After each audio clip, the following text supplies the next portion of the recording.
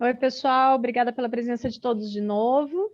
E a gente já viu que o pessoal que tem assistido os nossos debates tem participado, tem gostado, então a gente convida, em primeiro lugar, todos que nos assistirem para participar realmente, mandar sugestões, questionamentos aí, o que está achando, que sempre engrandece o nosso debate. Como a gente tinha combinado na semana passada, hoje a gente vai falar um pouquinho daquilo que, gente, toda live que eu faço, pelo menos, as pessoas perguntam, e a câmera de segurança? A câmera de segurança na empresa? E a câmera de segurança que eu tenho no meu condomínio? O que vai ter que fazer? Não posso mais ter? Preciso de adequação? É uma pergunta tão recorrente, é um tema que eu acho que está tão pululando, tão em voga agora, que por isso que a gente vai trazer, lembrando que não tem resposta certa nem errada, porque esse tema está bem debatido ainda, e a ANPD, Autoridade Nacional de Proteção de Dados, não se manifestou. Vamos lá, quem quer começar, pessoal? Eu quero começar. Natália, vai lá. Você falou, né, que é uma questão que está sendo discutida, né, como vários pontos assim da LGPD, esse é um deles também que está sendo bem discutido hoje. E uma questão que ainda está sendo discutida é a questão se a gente pode tratar essas imagens, né, das câmeras como dado pessoal sensível, ou aquilo seria um dado comum. Lembrando que quando a gente fala de dado pessoal sensível, né, uma das bases legais que não é possível haver o tratamento com o legítimo interesse. A gente sabe que muitas empresas têm se baseado muito, né, nessa base legal para poder manter algum tipo de tratamento, mas com as câmeras seria um pouco mais complicado, porque existe essa situação, né, se é ou não. Pode ser considerado um dado sensível. E aí, eu, particularmente, não vejo essa situação como uma situação em que a gente esteja tratando um dado pessoal sensível quando a gente está falando de uma câmera que fica, né, apontada para a rua, uma câmera dentro da empresa, filmando seus colaboradores. Eu não vejo como um dado sensível, mas eu acho que a gente pode tratar esse dado como um dado pessoal comum, mas desde que a gente deixe transparente, né, para os titulares. Então, colocar uma plaquinha, né, que está havendo uma filmagem, tentar colocar a finalidade desse tratamento, né, por que está sendo coletado. A questão do dado sensível, eu acho que vai muito quando a gente fala assim de reconhecimento facial, quando a gente, né, quando a empresa utiliza alguma técnica ali que extrai informações comportamentais, né, do titular. Então, eu acho que... Pode falar, Pode falar, né? Não, pode continuar, Nath, já não vou te interromper. Não, então, acho que nesses casos de condomínios mesmo, né, que a gente entra, prédios comerciais, eu não vejo um dado pessoal sensível ali dentro, né? Então, acho que é interessante, assim, analisar cada caso para a gente poder realmente aplicar ali, né, qual que vai ser a melhor base legal que a gente vai colocar para não fazer um tratamento indevido, né, sem saber direito como que funciona essa coleta. Natália, só um detalhe, você falou muito de dado sensível, qual que é a diferença de um dado sensível? Acho que tem que explicar um pouquinho, porque as pessoas que estão assistindo talvez não saibam, o que é dado pessoal e dado sensível, qual que é a diferença entre eles? Porque você já falou da problemática, se a câmera é dado sensível, mas o que é um dado sensível pela LGPD? Bom, então a lei traz esse conceito, né, de dado pessoal e dado pessoal sensível. Quando a gente fala de dado pessoal, a gente está falando de um dado que pode identificar uma pessoa. Então, aqui, quando a gente está falando de um nome completo, um CPF, um RG, um endereço. Existem, né, os dados pessoais indiretos também, uma situação que a gente gosta de trazer só para exemplificar a questão, o time, né, que a pessoa torce. Se a gente junta esse dado com algum outro, a gente consegue identificar essa pessoa. Então, isso é considerado dado pessoal comum, né? E quando a gente fala de dado pessoal sensível, a gente está falando de dados que, de uma forma mais ampla, assim, se esses dados eles forem expostos, né, de alguma maneira, se ocorrer algum tipo de vazamento com esses dados, isso pode causar ao titular um dano muito grande, né, muito relevante, pode causar para ele um tipo de constrangimento, humilhação. Então, são dados que realmente precisam ser bem mais protegidos. E a biometria, inclusive, é um dado que está, né, na LGPD, no artigo que trata dos dados pessoais sensíveis. E aí, só a título para exemplificar também, a gente está falando aqui dados de religião, opinião política, raça, dados de saúde. Então, são realmente dados que devem ter um cuidado maior. E aí, dentre esses, tem essa questão, né, da biometria, que é quando a gente entra nessa situação das câmeras, né? Se vai ter essa coleta de uma biometria facial, esse reconhecimento, e aí é onde a gente entra nessa discussão. Que daí, pela imagem, você consegue ver várias coisas desse dado pessoal sensível, consegue identificar raça, etnia, alguma questão da vida sexual da pessoa, se é transgênero, enfim, alguma questão de gênero. Tem também a questão, a Nath falou sobre a ideia de vazar esses dados, a simples utilização deles, estar filmando isso aparecer, isso já é um tratamento, e aí já pode causar discriminação, não só se vazar. Isso aí, eu ia complementar bem nesse sentido. Vazamento é o pior dos cenários, mas a utilização... Também. Ali, se chega num currículo ali, é aquela história. Algum dado sensível vem no currículo, a pessoa é filiada no sindicato tal. A empresa pode cortar ele. Ela não quer. Exatamente. Sabe? Então, aí, para que a empresa colete esse dado, digamos que não tenha vindo no currículo, mas a empresa quer saber, ela tem que informar o titular, pelo menos, por que ela quer aquela informação. Pode seguir ele. Que aquela história, né? A Natália falou, a empresa tem que ter a plaquinha ali, né? Do sorria que eu estou te filmando, né? Que a pessoa sabe que está sendo filmada, né? E aí tem a questão também, principalmente consultórios, hospitais, né? Que hoje eles pedem para tirar a tua foto e eles tiram foto do teu rosto, né? Do teu perfil. Então, a gente tem que ficar muito atento a isso, né? Porque as pessoas que estão ali fazendo essa coleta do dado, né, fazendo a coleta do nome, muitas vezes o nome, o CPF e a fotografia, ela não tem esse conhecimento, o porquê, ela só está fazendo porque alguém mandou, né? Mas por que o senhor quer a minha fotografia, né? Esses dias eu até brinquei com um rapaz no consultório odontológico que eu fui, que perguntei se aqui é para quê? Para espantar as moscas aqui? Daí ele brincou, não, eu preciso porque eu preciso registrar aqui no sistema, mas ele não sabia qual era a finalidade que ele precisava para aquela foto, né? E ontem mesmo eu vi uma reportagem no Fantástico que as pessoas usaram de forma errada uma informação de fotos, assim, e aí eles estavam, na verdade, como que eu posso explicar? Eles estavam... mostraram a foto da menina e a menina era uma pessoa negra. Então, por ela ser negra, teve a discriminação. Então, todo esse cuidado na coleta dos dados, no tratamento dos dados, no armazenamento dos dados, quando a gente fala de dados, a gente nunca lembra da parte da fotografia, da biometria, né, da coleta, da filmagem, o que vai ser feito. Então, isso é uma questão que precisa ficar muito clara para todo mundo que trata dados, né? Sejam eles físicos ou digitais, como esse compartilhamento, como essa coleta é importante, e as pessoas hoje precisam realmente saber o que é feito com os dados deles, né? Eu queria fazer só aí dois complementos aos comentários.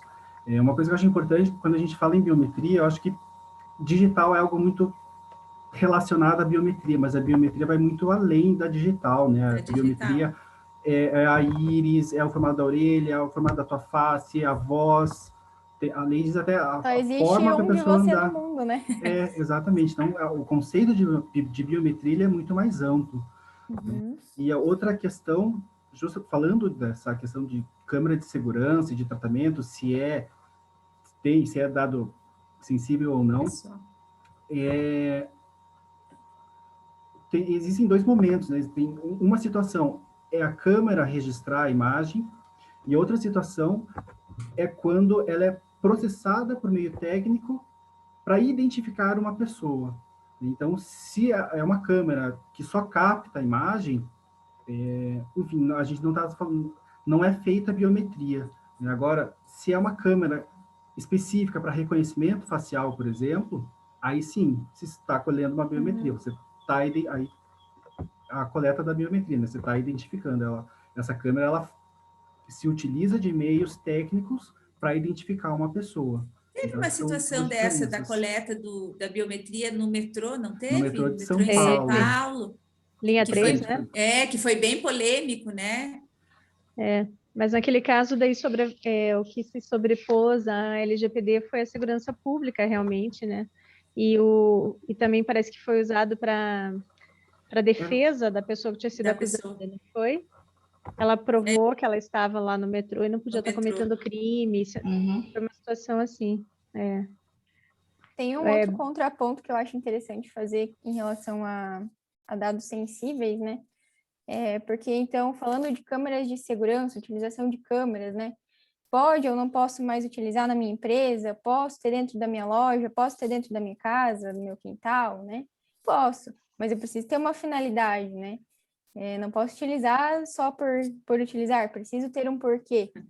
Por curiosidade. Tem um exemplo muito interessante, porque nesse caso, vamos pegar um exemplo aqui de uma loja, né? Eu posso utilizar, sim, a câmera de segurança com uma base legal, seria o interesse legítimo. Mas eu posso ter uma câmera de segurança dentro de um hospital, por exemplo, gravando o que está acontecendo lá, ou dentro de um quarto de hospital. Existe uma situação em que eu posso dar o consentimento para que a minha imagem seja gravada, o meu dia a dia no hospital seja gravado para o meu acompanhamento, para a minha evolução da minha saúde, sabia? E daí não mais seria interesse legítimo, obviamente, né? Porque se trata de dados de saúde. Então, nesse caso, a base legal sim seria consentimento, porque também se trata de dado sensível, né? Mas daí, Letícia, nesse caso do hospital, ok, você vai pegar o consentimento do paciente, isso? Sim. Mas e daí de quem entra lá? Do acompanhante, da pessoa que vai coletar o sangue porque é do laboratório, dos colaboradores, vai ter que coletar consentimento de todos ou daí não teria consentimento? A finalidade da utilização daquela câmera é acompanhar a evolução da saúde daquele paciente. Mas daí da imagem do paciente. Mas para quem visita? Para que eles vão me filmar se eu estou lá só visitando um paciente? Como é que fica daí a minha imagem? A discussão, exatamente, né? Porque, querendo ou não, pega a imagem de outras pessoas, das enfermeiras, dos médicos, né? Ainda das enfermeiras e dos médicos, eu não vejo tanto problema, porque, assim, teria uma finalidade até de segurança deles, se forem acusados, como a gente já viu em tantas situações, de maus tratos para os pacientes, de ter desligado máquina, de não sei o quê. Então, é uma segurança deles saberem, olha, se me acusarem, eu peço as imagens e vão ver que eu não fiz tudo isso. Então, ainda acho que justifica, mas e as pessoas que transitam, que não são nem médicos nem pacientes? Tá? A pessoa que coletou lá, que foi lá buscar o material para levar para o laboratório, ou os visitantes, e o padre que vai lá, e a pessoa do centro espírita, que entra na UTI para dar passe, enfim, tem uma gama de outras pessoas, e as discussões, até que ponto... Então, elas vão ter que autorizar? Não. Então, elas vão ter que só saber, você vai ter que dar uma ciência, só uma transparência, olha, tem câmera, que talvez seja essa uma saída, não sei o que vocês pensam, porque a pessoa que entra no hospital já tem que fazer um cadastro, naturalmente, por uma questão de segurança. Talvez ali já dar ciência e transparência. Olha, amigão, você vai aqui coletar material, ou visitar seu parente, ou fazer uma oração na UTI, você tem autorização, mas você vai ser filmado, essas imagens vão ficar por tanto tempo, quem vai ter acesso, vai ter compartilhamento ou não. O que vocês acham? Talvez seja por aí? Na transparência e na informação disso, né? Avisar isso, porque o consentimento em si é inviável fazer de tudo isso. E agora, né, com a LGPD, além da simples transparência de colocar uma plaquinha, você está sendo filmado, agora existe essa necessidade de você já colocar o porquê, né? Então, isso se você está falando, vou coletar para a sua segurança. É o sinal de aviso que eles falam, não é? Que tem que conter as informações relevantes sobre aquilo. Sobre aquele tratamento. Eu acho que uma coisa que as pessoas têm que pensar sempre, quando se fala em LGPD, a gente nunca pode esquecer dos 10 princípios, além da boa-fé. E o principal princípio é a transparência. De agora em diante, as coisas têm que estar às claras. você tem que saber, você tem que ser informado. Você, titular de dado, qualquer um de nós, a gente tem que saber o que vai ser feito com a minha imagem, com o meu documento, com o meu RG, com a placa do carro, com tudo. Então, eu acho que quem está fazendo adequação, ou quem tem essa preocupação, posso continuar usando ou não, tem que se perguntar, para que eu uso? Porque se essa primeira pergunta, para que eu uso, não for respondida, uso a meu bel prazer, já micou. Agora, não, eu uso por causa disso, ok. Então, aquela parte de lá que está sendo sujeita, suscetível a estar com a sua careta à mostra, tem que saber. E pensar, eu gosto muito disso, da transparência, e a gente vê na Europa o quanto isso está sendo levado à estratosfera, assim, tudo é a transparência. Eu acho que no Brasil vai para o mesmo caminho, que é combinado não é caro. Né? Que mais? Dona Thaís, hoje é a primeira vez que a nossa super estagiária está participando. Thaís, então participe também, sem medo de falar alguma coisa que não entendeu, tá tudo certo. A gente está aqui para discutir. Vai lá, o que você estudou sobre o assunto? Então, um dos pilares sobre os interesses legítimos, que é o que vocês estão falando, é ter provas de danos ou incidentes que ocorreram no passado, documentados, que poderiam ter sido evitados por uma câmera de segurança. E tem que ser provas sólidas, reais e atuais, não pode ser nada ficcional. Por exemplo, um lojista que quer instalar uma câmera de segurança. Se as lojas em volta tiverem documentado que ocorreram vários assaltos nos últimos tempos, isso é um grande motivo para ele instalar a câmera, é um interesse legítimo. Isso também traz a licença de tratamento, porque todas as câmeras de segurança têm que ter essa finalidade específica documentada por escrito também. E eu acho que vale lembrar também que isso só se aplica quando as câmeras de segurança captam um espaço público ou uma propriedade vizinha. Como eu falei da loja, se captar a imagem de uma loja vizinha, por exemplo, já se aplica a LGPD. Mas se não, se encaixa como isenção doméstica e daí não se aplica. E essas câmeras, pegando o gancho da Thaís, que todo mundo pergunta na live, no meu condomínio tem na porta de entrada, assim, virada para a rua, aquela câmera que fica pegando a calçada. Posso continuar tendo ou não? Natália, você que sorriu, ou Amanda, que está mais quietinha? Eu entendo que sim, ainda é possível manter, seguindo todo esse raciocínio que a gente vem conversando, que coloque uma plaquinha agora na rua da sua casa falando que você está coletando aquelas imagens, que você, né, seja para evitar algum tipo de assalto. Claro. Então, não eu acho que compartilhar também com ninguém. Isso, que o armazenamento está se dando de uma forma segura, né? Então, podem continuar, mas é isso, comecem a ser transparentes mesmo, né? Porque independente de quem estiver passando ali, é um titular de dado, ele está sendo filmado ali, né, dia e noite, 24 horas por dia. Então, eu acho que é seguir essa linha mesmo da transparência e deixar claro, né, para os titulares. E por enquanto... Desculpe, pode falar, Amanda. Não, eu ia falar que por enquanto a gente vai ter que fazer isso, assim, se abraçar nos princípios e nas práticas que a gente já consegue estabelecer por esses tratamentos e aguardar se vai ter outras diretrizes, se vai ter outra forma de fazer, mas, assim, de forma rasa, eu acho que não tem erro, assim, olhando os princípios, tendo transparência, com essas dicas que a gente deu aqui, eu acho que já dá para ter um tratamento bem adequado, assim. Eu também acho, até porque essas câmeras que ficam da porta para fora, quantas e quantas vezes a gente vê atropelamento, descobriu quem foi que fugiu porque pegou o carro passando. A pessoa depredando um patrimônio público, quebrando árvore, a gente vê direto isso, aqueles motoqueiros assaltando, a gente vê, cara, você fica esperando aquela imagem e o policial vai de prédio em prédio vendo, quer dizer, não teria sentido a gente tirar esse avanço que foi feito no combate aos crimes, né, por conta da LGPD. A gente tem que, as pessoas que falam mal da LGPD para proibir, não, é uma lei a mais e que vai trazer uma segurança a mais.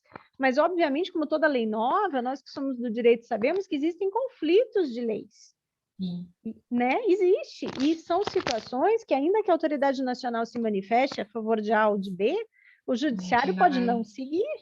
Sim. Só que a gente não tem uma jurisprudência, então a gente tem que partir do bom senso. Não acho que tenha que extinguir nem dentro de loja, dentro de condomínio, nem para rua. Acho que a gente está unânime na nossa aí, orientação. Dá para manter com transparência, com cautela, cuidando de todo o ciclo de vida, como é coletado, para que é usado, onde é armazenado, se existe compartilhamento ou não, e principalmente se existe exclusão ou não. Né? Eu acho que entra na vala comum da LGPD como todos os outros dados. É que é natural que as pessoas nos perguntem tanto, porque ela enxerga, é mais fácil ela pensar, estão usando a minha imagem, então eu quero saber o que fazer, do que quando fica aquela coisa mais blindada, nem me toquei, que eu preenchi um formulário, que no site eu coloquei 500 dados. Né? A gente ainda não tem esse olhar, mas a câmera de segurança chama atenção. Todas as lives alguém pergunta, a gente, 100% das vezes. Dona Letícia, que está mais quietinha, Amanda, Evandro, o que mais? Eu queria só fazer mais um comentário, que é sobre, na verdade, 2, que eu achei interessante trazer. O pessoal estava falando do processamento, né, da imagem. Então, até eu e o Evandro, a gente estava trocando uma ideia outro dia sobre os aeroportos, né? A gente para lá na frente da câmerazinha, a câmerazinha identifica que é a gente e a gente passa, né? Da Polícia Federal, né? Então, se trata daí do quê, né? Seria segurança pública, daí eu teria que dar o consentimento. Então, também é mais uma discussão, né? Mas sim, caberia aí entraria na segurança pública, né? Por se tratar da Polícia Federal, né? Mas é que faz tanto já tempo que a gente não viaja que eu não me lembro disso. Foi justamente esse o comentário. Nossa, eu não lembrei também. Né? E outra questão, já puxando também para a segurança pública, são as câmeras na cidade, né? Espalhadas na cidade da prefeitura, né? Então, também já me questionaram se a prefeitura ia ter que tirar as câmeras, por exemplo. Não poderia mais. É o mesmo questionamento das câmeras privadas que a gente conversou aqui no começo, né? Então, também, vai poder? Não vai poder? Vai poder, mas daí tudo a gente precisa ter uma finalidade, que é a segurança pública, né?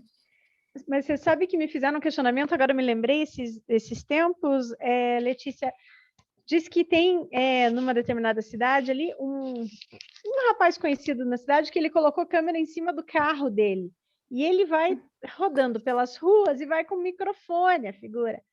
Em cidade pequena, acho que era Maripá, viu, Letícia? Ai, não era... É você e teu marido que colocaram isso em cima do carro de vocês. Ai, meu Deus! E o sujeito vai com o microfone. Fulaninho, tô te filmando. Já tá saindo da academia, para na frente, juro, para na frente da academia e fica brincando com a galera. Ocupadíssimo o cara, né? É uma figura. E ele fica com essa câmera. Diz que denunciaram ele e ele foi proibido de usar aquela câmera. Porque aí não tinha sentido, ele não usa para nada, aquilo a não ser falar da vida ali. Fofoca. Tinha sentido da fofoca. Base legal nova. Tinha que ter 11 bases legais. A fofoca, que era a primeira, eu me lembrei disso. Não era em Maripá, Letícia? Ah, pode ser que seja. Que mais, dona entra no interesse legítimo isso. Mas esse interesse legítimo é complicado. Mas esse aí, ele não usa para fins comerciais. Então, na verdade, eu acho que usaram inadequadamente a LGPD. Se não é para fins comerciais, a LGPD não se aplica. Eu acho que a galera ficou puto da vida com o cara e mandaram tirar, porque parece que ele era bastante indiscreto.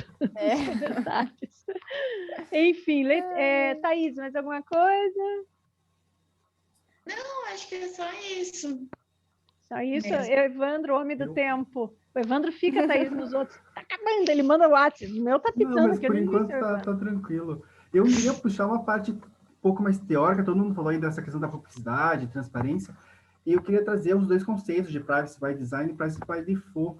Boa. Né, que acho que antes de se pensar na utilização, na instalação das câmeras, é importante você pensar na posição que essas câmeras vão ser instaladas, como que você vai armazenar, como que vai se dar o acesso a essas imagens. Então, pensar nessa questão da privacidade já desde o início, né? Já antes de fazer a instalação, já pensar nisso, né? Trazer essas questões do Privacy by Design e Privacy by Default, né? Trazer a privacidade já desde o começo e por padrão.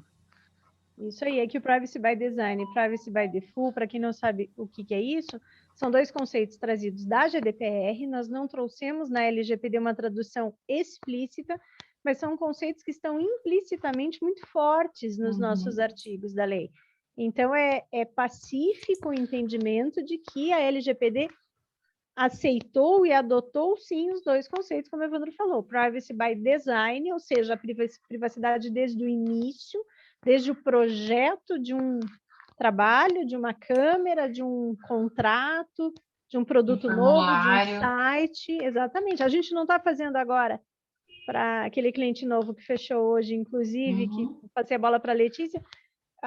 Quem nos procurou foi a pessoa que está fazendo o site, olha que interessante. Um site de uma instituição religiosa, e a moça falou, a gente vai coletar dados pessoais, precisamos de LGPD, nos procurou. Ou seja, isso é o Privacy by Design, né? A hora que ela foi criar o site, ela olhou para isso, que é muito legal. E o Privacy by Default, como o Evandro falou, é privacidade como padrão, ou seja, do site, da criação do site, até a ponta, a última